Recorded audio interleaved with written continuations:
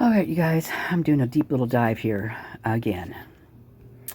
Idaho murders update. Police say convicted killer's arrest unrelated as victims remembered at graduation. Investigators in Moscow, Idaho have insisted that the recent arrest of a convicted killer is not connected to the brutal stabbings, murder of 4 University of Idaho students. James Curtis Leonard, 39, was arrested on Wednesday just a mile from the home on King Road where Madison Mogan, Kelley Gonsalves, Xana Kernodle, and Ethan Chapin were butchered in their beds on 13th of November, prompting online speculation of a possible link. Moscow police said that the incidents are not linked and that Leonard is not a suspect in the murders, as they announced plans to crack down on information circulating online about the high-profile case. Investigators have been monitoring online activity related to this ongoing and active case and are aware of the large amount of rumors and misinformation being shared, as well as harassing and threatening behavior towards potentially involved parties. Keyword, potentially involved parties, police vowed. 4 weeks, another keyword, key thing up here, let's see.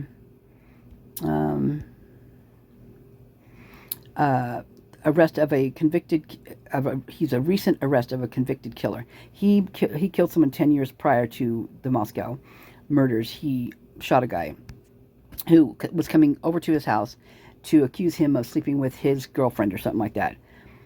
So he shot him. And when he was arrested, you guys arrested on here, they found a knife in his pocket. It was a green knife. It was a switchblade, and it had blood on the tip of it, and they did not even, wouldn't you test something like that? Especially in this case, especially this case, anything and everything that was even remotely suspicious, even that you wouldn't even think connected to it, you should be testing it. You should be looking into it, because they didn't have anything, right? Well, bull. They did have something in their heads. They had a plan. In my opinion, pure speculation. This is pure. It's all my opinion on here, but this is why they didn't do any of this. I'm just so ticked off right now. So anyway, to crack down on the misinformation circulating online about the high-profile case, investigators have been monitoring online activity related to this ongoing and active case and are aware of the large amount of rumors and misinformation being shared, as well as harassing and threatening behavior towards potentially involved parties. 4 weeks on from the murders, no arrests have been made and no suspects named. They didn't say they didn't have any suspects. They said no suspects named yet, because they already had their guy in their brain. They already had him, yeah. On Saturday, the 4 victims were honored at the university's winter commencement. A ceremony for Gonsalves should have celebrated her graduation. Key points. Police say individuals cleared as suspects may be re-interviewed. Okay, have they been re-interviewed? If so, why haven't we heard about it? I know they don't have to tell us everything, but why hasn't this been brought to our attention? Kelley Gonsalves family mull legal options, as they should. Police chief breaks down as he vows case not going cold. Does the police chief break down because it's not going cold, or does he break down because people are like, they're pointing their fingers at him? He's under a lot of stress because, you know what? He's got something to do with it, in my opinion. He knows. How does the chief not know what's going on in their police department? How does the chief not know what Rosendahl and Tisdale did that night by waving the kids across the road? How does he not know that? He does know it because he was there. He's in the picture. He's in the background. Why were those kids' mouths open like they were? Because the chief of police was actually running across the street with these other people. There's a picture of it. It looks just like him. Of course, it's a little grainy. It's all that kind of stuff, which of course, they made everything like that. How could it not? With Rosendahl shining his light in Tisdale's in his body cam. I mean, please, people, if you guys don't think that's something suspicious, then what is wrong with you? What, in the middle of this case like this, the police have already named that it was between 3 and 4 in the morning.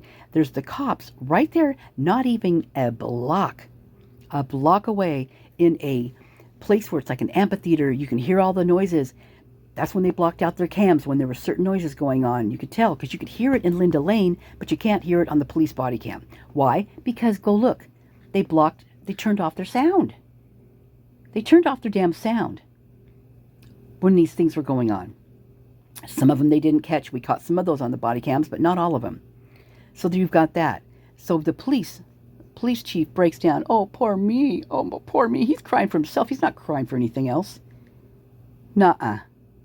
What was Scott Green crying about? Oh, my poor university. You think that some of these kids would be talking, that you think, okay, if he's crying about that, right? Let's see this university. If he's crying about that, about what happened to these kids, don't you think he'd be getting some answers? Oh, no. He's crying because he thinks something's going to happen to the university. He's crying because he's got a mother load on his shoulders right now, because he's got to keep those boys quiet, those girls quiet. He's got to keep this university together because if he doesn't, oh boy, I don't know what happens to the president if something like that happens, but the university runs that town. If it wasn't for the university, there wouldn't be a town. It would be a ghost town. Pure and simple. You go back you go way back in the archives, and they'll say it over and over again. It's in all of them, all of the press releases, everything, anything about the university, that it is what makes that town. It is what is that town. If there wasn't a university, there wouldn't be a town. Period. There's nothing there. If it wasn't for the university, there's nothing there. You go find something for me and you show me what's there, and I'll look into it. But there's nothing there. It's only the university. It's the only thing. Okay, victims' belongings to return to the family. Victims' belongings to return to the family. They're taking that out of a house that they claim has so much toxic chemicals in it from what all the testing and all the other stuff they did, that they can't even let the jurors go into it to see because of the toxicity of it. Yet they're walking in there without gloves, packing up the victim's belongings and returning them to the victims the victims and the survivors' belongings, right? And they're returning them to the families contaminated. You think they're going to put on their makeup when it's been in a place that's been contaminated? Wear their shoes that's been like contaminated, stuff you're not supposed to go in?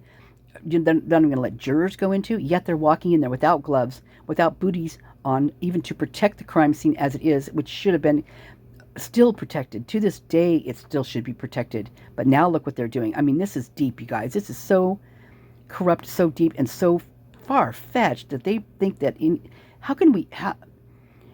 the people out there who believe there's nothing wrong with this case, that they think they got their man, whoa. I'm sorry, but I mean, I'm oh my God. Then I don't know. Someone's been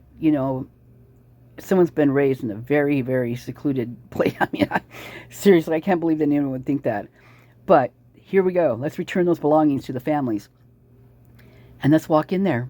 Let's go walking in there with no gloves and stuff. Let's breathe in the air of all the stuff that happened in that house. The blood alone, the toxicity of the blood they say that was in there alone would be something you do not want to breathe in. That's been in that house. They had the heat on in that house. It wasn't cold in that house. If it was cold, the blood might be a different story in that case. Possibly. I don't know. But I know it would be less toxic than being in the heat. But there was heat on it. You could see the stack in the house that was pumping out the exhaust from it. So the heat was on. That blows my mind right there. I mean, if you're going to tear down a house, you plan on tearing down a house, why even bother keeping the heat on? I mean, it's going to... Why? Why bother? It makes no sense. I'm curious if Bethany and Dylan are now using that makeup and wearing those clothes. I'm very curious.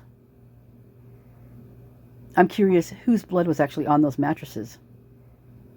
Was it brought in? Oh, I've got other things way thinking deep in my head, man. I'm just like serious waiting to pull these out because I've got thoughts, big time thoughts, and they're going to be coming out real soon. Okay, we got details revealed about Kaylee Gonzalez's stalker claim. Oh, really? with those detailed things about the two guys that followed her into a store looking to date a girl, find a girlfriend, and that freaked her out. So they talked to them, brought them in, talked to him, and it was no big deal. They didn't have nothing to do with it. Was that the story? Was that the stalker claim? Because I bet you there's a whole lot of stalker claims that Kelley would have to say. Well, we've got Kane next door, for one, spying on him because of the loud noise, spying on him from Queen Road Apartments, allegedly. We've got Rosendahl, who's taking pictures of her freaking ID. We've got Casey, who's looking up Casey Green, who's looking up the cop, looking up there and looking, oh, there's no back door, there's no steps to the deck. And what are they pointing at? What are they pointing at in that backyard? Escape routes, places to hide. What are they pointing out? I want to know. You've got Tisdale and Rosendahl, doing the thing in the Banfield. I mean, why did Casey Green have to say, well, if we give these guys a warning at the frat house there, we'll have to go up here and give them a warning. It's only fair. Da, da, da, da, da. So he waddles up the road, and Rosendahl's on a dead run pretty much, and on a mission to go to that back door where he sees from the frat house a freaking speaker. He even names the brand of the speaker. Man, he must have extra powerful eyes. He must be a bionic man, because I'm telling you, that is amazing. And I'm talking amazing is what I'm saying, because it's dumb and it's false and it's a lie. He'd been there before. How did he know that speaker? How did he know it? Because he'd been there. This is Kelley's stalkers. These are the people that are coming into her house. These are the people that are running around spying on her. And probably others too. Obviously, since others were taken out. So you've got not only them, but you've got Hunter Johnson. My God, he's on their heels the whole time. I mean, literally he's in their house when they're not even there. Maybe he invited Rosendahl over, because on the second time, when he takes Kelley's ID, before that, did you just slow down that video? And did you watch how close Rosendahl and Hunter were talking? And did you see something being handed over to him? Did you see that, you guys? Go back and take a closer look at it. Because it's happening. And they're whispering together, close. Their heads, they might as well even be kissing. That's how close they are. So then he goes into the house. And then here's Rosendahl claiming, oh, we knocked on the door down there. No, he didn't. He walked right straight past it on pretty much like a dead run.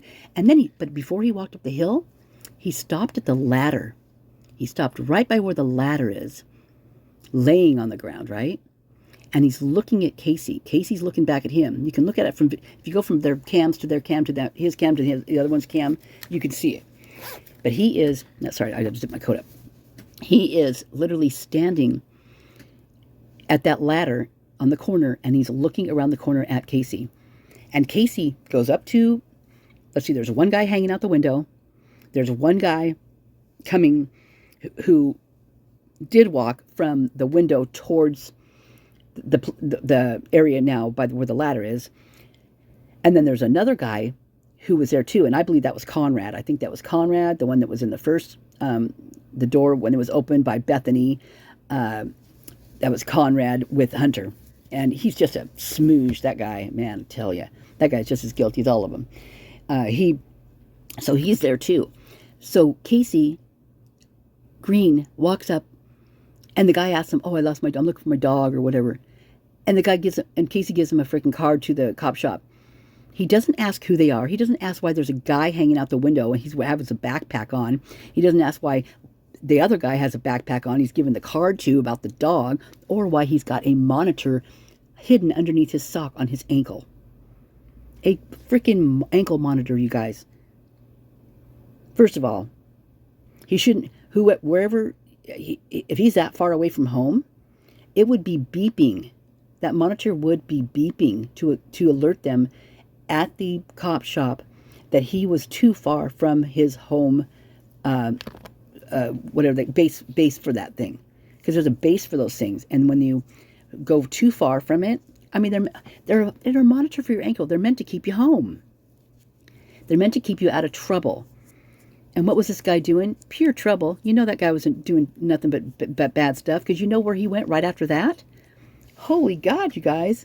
He went straight over to the frat house. That's where he went. With his backpack on his back, full of goodies. Why do you think those guys at the frat house kept looking over? Because Casey was looking over. If you look at that body cam, you see how Casey's moving. You can see in his body cam that he's turning and he's looking over towards the King 1122, right? While they're at the frat party, or at the frat thing, giving them the what. Yeah, if you can call that a what. It was more like a fist bump. Yeah. That's what that was. Go, boys, go. Casey is turning his body and he's looking over at 1122. So the guys that are in front of him, directly in front of him, in his eyes, in his line of eyesight, they turn and look towards 1122, just as much as Green did, because they were wondering what Green was looking at. So they were looking over there too. So they leave, right, after the fist bump, and hey, you don't want a ticket, you could buy beer with that whole thing. Then I just want to puke whenever I hear that. I want to just take, calm down. Okay, deep breath. So they walk up the road. As they're walking up the road, that's when Rosendahl says that about the speaker. Oh yeah, you see that speaker in there on the back there? Well, like I said, if you can see that speaker, boy, I'll tell you, he's had some bionics done, some bionic surgeries. I don't even know if Steve could have done that, or Lindsay Wagner. I don't know. Maybe Wonder Woman, but so they walk up the road, you know. Okay, we're back at the house where now Rosendahl's heading up the back of the hill, hauling butt. Casey's in the front. He walks in between the cars, lets the one guy's still in the window, right? He backs away from the window, so he's not visually being able to, you can't really see him that well. The other guy takes off to the left towards Queen Road, towards the Queen Apartments, and so does the other guy. No, he does not. The other guy walks towards the frat house. That's where the other guy goes. And Casey walks right past the front door. And he goes up the hill where Rosendahl is. And you can hear that there's knocks on the front door, allegedly. Here's what I think that is. I think that's not what happened. If you look at that, there's nobody at the front door knocking. They're trying to say it is, but what that is, it is they screwed up when they sent that because they cut something out of it is what they did. They cut something out, and when they sent that piece, when someone requests it from the cop shop, they send it, but they will cut things out. They'll take certain things out they don't want people to see. Well, they cut that one. So when they cut it, the soundtrack was off. So when you're hearing knocking on the door, all you're hearing is when Rosendahl is knocking on that back sliding glass door. It's just the part that they cut out, that's overlapping with the other one, or however that's working. But that's what that is. There's no cop at the front door. It's just those two. So now we're back to the stalker claim. Yeah. How about Enon? Enon, why did he go there and bring a little bit of bottle of wine? We can't even confirm that, you guys, because the people that he brought it to are dead. He could say anything, and we wouldn't know, because there's no one to confirm it. There's no one to confirm that. Period. Were they there when he brought a bottle of wine over? Or did he go have a bottle of wine, and did he walk over knowing they weren't home and go case the house? Could that be what it was? Because we don't know. We weren't there. There's no one to confirm it except for Enon. And we catch him in lies all the time. Don't we? All the time. So there's that other stalker claim. And not only that, but he's the eyes and the ears, right? If he's not an informant, I will be shocked. Shocked if he was not some kind of informant or whatever he is. But he's the eyes and the ears. He's the one that is visually watching and listening about what's going on at that house. He's the one fully aware, just like he is in Pullman. He's fully aware of the Pullman campus as well. There's articles where he comments on drug busts and stuff that happen. He's fully aware of them. He's very, very social media inclined. He is on it all the time. He's got so many accounts. I can't even imagine how he keeps up. But he does. He keeps up, and he's busy, and he's smart. He's not dumb like you guys think. He's probably got some dumb things that he's doing, for sure. Everybody does. But he's smarter than you guys think, than anybody thinks. And Doc Thrifty's been proving that right and left. I commend him for all of that. It's awesome. You just aren't seeing the deep depths of that Enon and why he's there. Why is he 30-something years old and still living on a college campus? Why hasn't he mastered that twirling fire sticks yet? I mean, that people in my family do that. And for many years as he's doing that, he should be a pro at it. A pro. It's just a cover-up. It's a cover-up to keep him looking young and fun and going to festivals and busting people or narking on people or doing whatever. It is a cover-up. It is something that makes him look young and hip and all of that stuff. Yeah, he may like to do it. It might be fun to him, but it's not why that's not what the motives are behind it, in my opinion. And why is he bouncing back from this campus to this campus? And why the heck did he get, how? I'd be curious. I wonder I might have a friend at the college over there at the Evergreen. I might see if they can find out anything on Enon through like maybe the staff or something like that. See if he actually even went there. Who knows? Maybe he didn't even go there, because I don't know how the heck anybody gets kicked out of Evergreen State College. I don't. That just blows my mind. Okay, so we got the stalker claims, and that's not all of them. I mean, Hunter is right there on their heels. Hunter lives right next door with Emily. His window on his kitchen window, where he's doing his dishes and all that good stuff, looks straight out onto the back deck of 1122. He can see everything that's going on that back deck and up by the bedrooms. And past it, he can look up to the Moyes, he can look over by Queen Apartments, he can see all of that, the back parking lot. And he is allegedly graduated at the time that he comes out that back sliding door with zip ties on his wrists. The handcuffs, the fake handcuffs, the things, the hazing thing that they do. What is he hazing? Who is he hazing if he's already graduated from the university? What's his gain in that? Why is he still there? Why? Can anybody tell me that? Answer that for me. Besides having a girlfriend there, why is he still hanging out and hazing at a house that's not even his? He doesn't live there. Sure, he plays music there and gets him in trouble 2 times that so far that we've seen. Who knows how many other times there were? Or what else has happened? Oh, that boy's busy too. He's busy. He's busy getting people in trouble. And keeping himself out of trouble. He's trouble. He is trouble. That guy's trouble. Period. Okay, did you know that when he was little, that Hunter and his best buddy that were sent to frat camps? Did you even know there was such a thing? Frat camps. To learn how to be a fraternity guy? Is that what that is? I don't know. Got to do a deep dive in that one too. That just blows my mind. Oh, let's send the kid to the frat camp this summer. Frat camp? What do they learn to haze there? What do they learn there? How to be a brother? How to lie and how to keep a lie?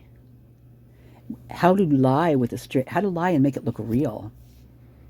How to lie and believe that it's real?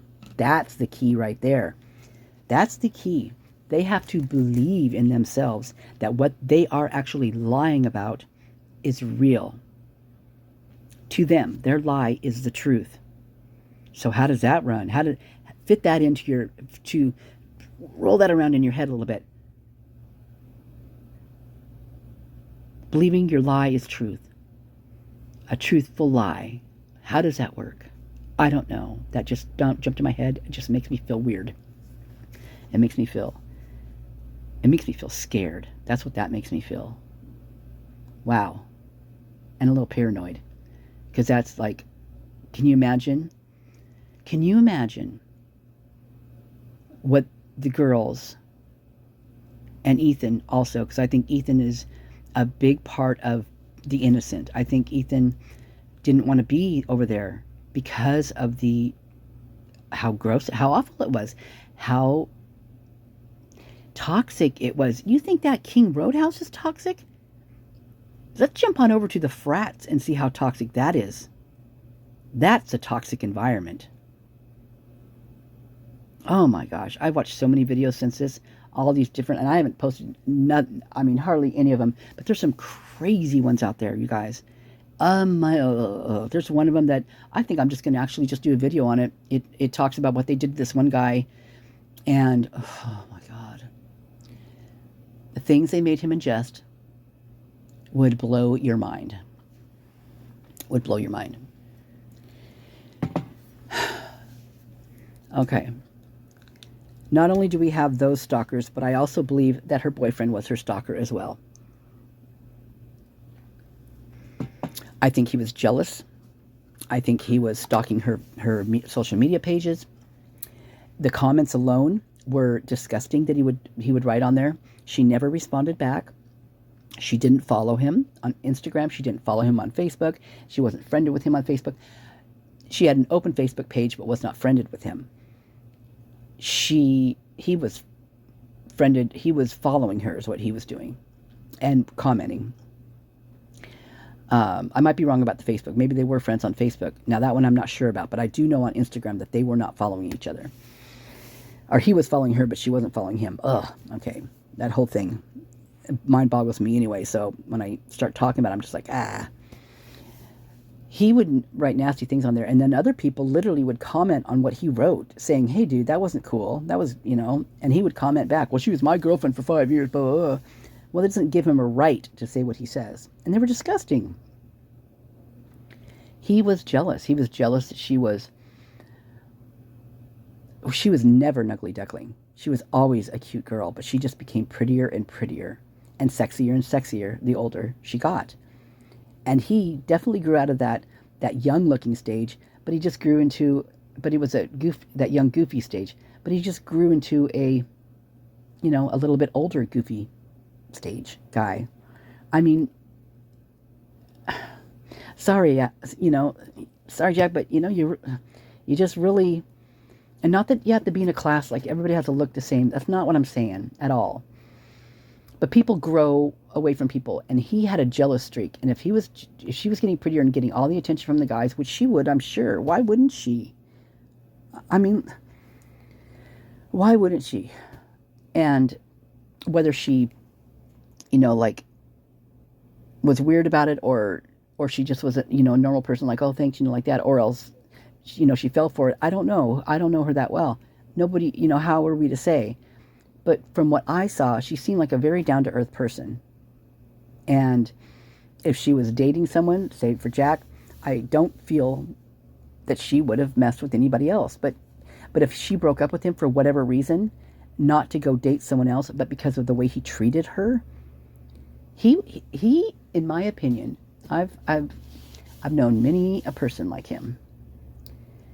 Growing up, being raised by a covert narcissist mother, you attract narcissists. You learned you don't know it yet, but you attract narcissists, and you are attracted.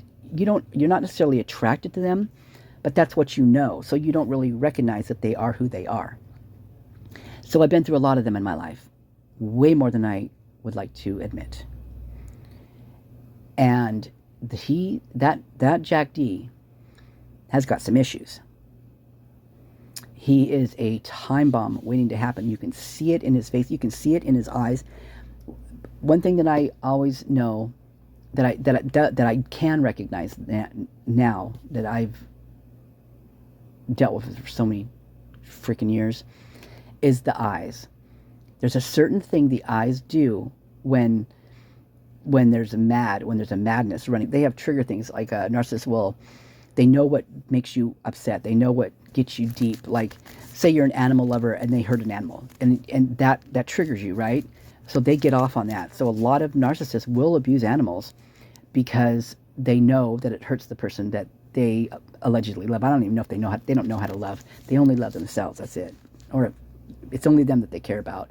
But that is this the thing that the eyes do when that happens, and when it's called a supply. When they hurt you, it causes them to receive this type of supply, kind of like a vampire receives blood and gives them energy. This is what it does to the narcissist when they hurt you, and they know that they've hurt you, and they see that you're triggered, and you respond to it. Their eyes get, it's so gross. They get black. They literally turn this like black color, and as with my mom, her lips would pull back over her teeth, and it was just in this grotesque smile.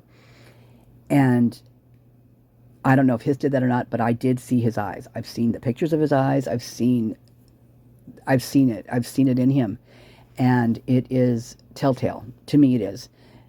And being a narcissist expert, I mean, I'm still falling for it all the time, but I try not to.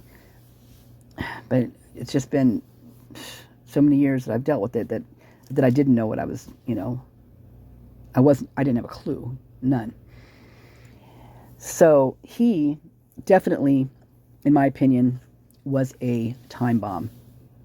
And not on 1, 2, or 3 occasions. I'm sure it happened a lot. And if you look at the pictures of Kaylee and him standing together, you can also see that. So if you kind of scroll through their pictures, you'll notice that when she's with her friends, she's very close. I mean, even with other, like even guy friends, like a brother, or I mean, I've seen some of them like maybe childhood friends or something like that. Definitely not someone she dates. You can tell that's not the closeness I'm talking about. But she has, it's a relaxed closeness, put it that way. It's like a comfort closeness. When she's with Jack, she doesn't look that way at all. It looks like on some pictures that she's trying to get close, but Jack's almost like this bored. Like he's not wobbly. He's not relaxed. He's not like, he's not huggable.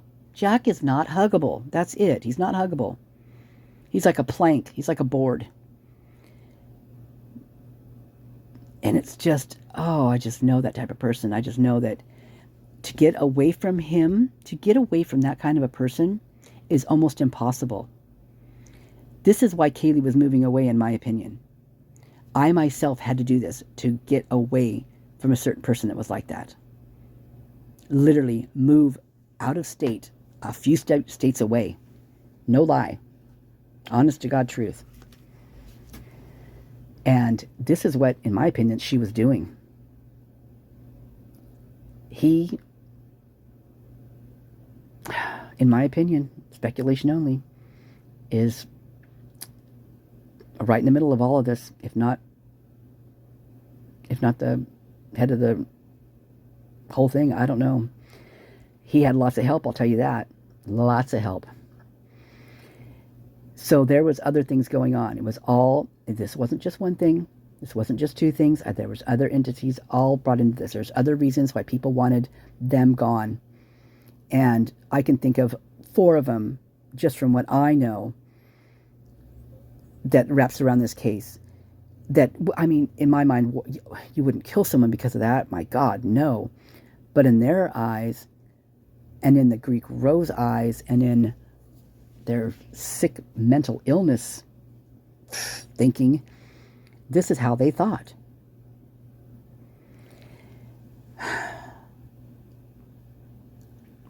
And since part of it had to do with protecting the university, and the university protecting that town and keeping that town alive, and for Moscow PD, in my opinion, allegedly, or all speculation, they are in the pockets. The university owns the MPD. They own it. If the university didn't own the MPD, do you think those kids would be, they were getting handshakes and fist bumps and telling them to buy beer with that ticket they didn't give them? Do you think that that would be happening if the university didn't own the police department?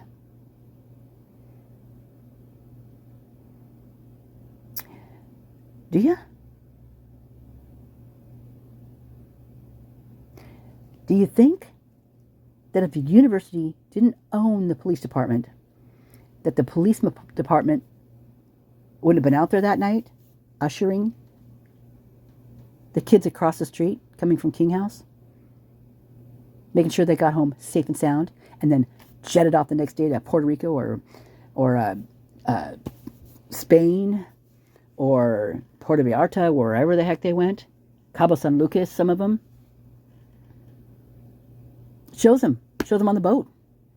High risk, high reward, all laughing and having a great old time. November 14th, out on a yacht. Adam flew off to Spain. So did the two Davids, I believe, went to Spain. Or one of them did. I know the B did.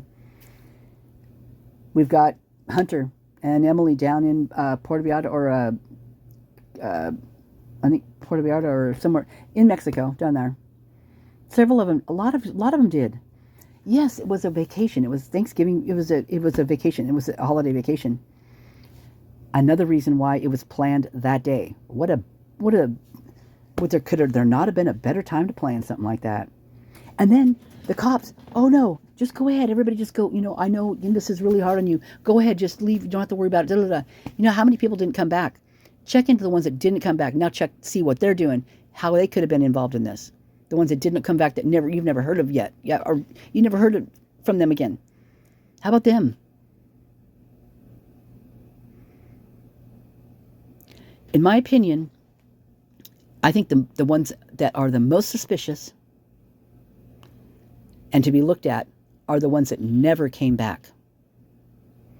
I do believe that the ones that are still there that have been looked into, I believe they know, but maybe they're not directly involved. But the ones that never came back, and the ones that don't ever want to enter Idaho again, let's just talk about Bethany. Let's not talk about her. Let's just keep going. I'm just saying the ones that don't want to come back there, ever, have not been seen in that town since. Those are the ones. Those people. And the people that are still there, those people know those people that did not come back. They are protecting those people that did not come back.